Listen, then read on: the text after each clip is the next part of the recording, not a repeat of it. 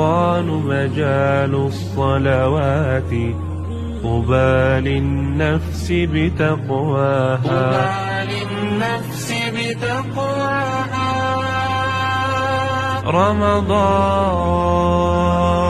رمضان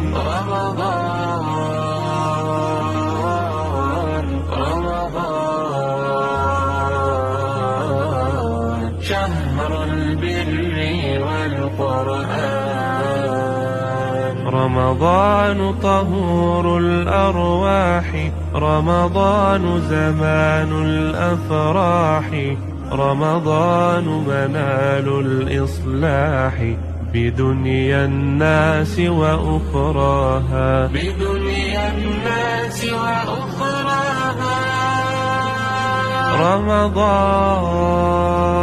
رمضان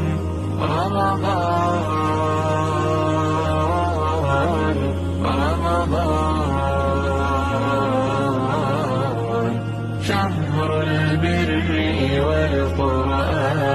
والقرآن وصلاة الله على الهادي هو خير الخلق وأحلاها وأبي بكر بخلافته